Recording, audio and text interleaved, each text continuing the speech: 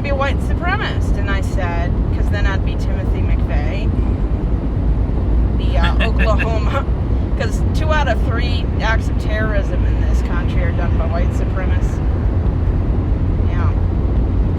If someone said, name one non-white shooter, could you name one? I can't. Yeah.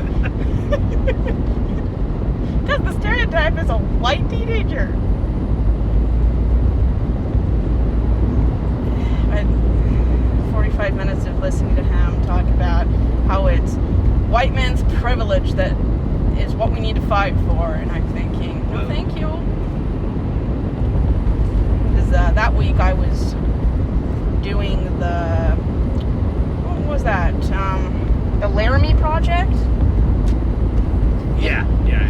Yeah, and I said, well, you got here just in time. I'm doing the Laramie Project. And he says, the what now? And I said, you know that cute little gay white guy in 1998 that got beat up by people like you when strung on a fence? Yeah. He didn't say much after that. Kind of hinted that the 2 guys that went to prison over it shouldn't be in prison. I just felt sorry for him. It must be miserable hating everybody. Right. The amount of cortisol that flows through him must be ginormous. Or like, what is it do you think that makes them want to convince other people? My therapist says to validate their life choices. If people don't like exactly what they like, in the way they like it, at the time they like it, then they feel oppressed.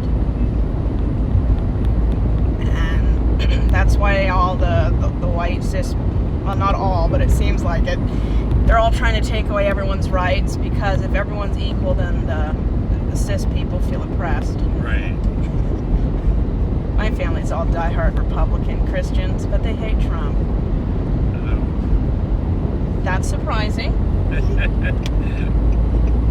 But it's not because he's a bad person, it's because he doesn't live up to godly manhood. And I told him point blank, well, he's living up to the manhood part. He's been married 3 times. And a man who's been everywhere. He's selling Bibles and trying to put the 10 Commandments everywhere. And I said, does he not read the 10 Commandments? It says, thou shalt not commit adultery. Thou shalt not lie. Thou shalt not bear false witness. I mean, that guy doesn't know how to tell the truth. But if he's a politician, that probably explains it. You believe something hard enough, it becomes truth. Yeah. Of course, I lived in 4 red states. Now I live in a blue one. Now what? Now the biggest blue state, you would say. I left a week before the election, Florida. Oh, really? And I knew, either way, I am not living among these people anymore. So tempted to buy that really gigantic red hat, the MAGA hat, that's so huge, it's like 3 times the regular size, and put on it, morons are governing America. Oh my God. That's the acronym. And the hat looks like a large sombrero.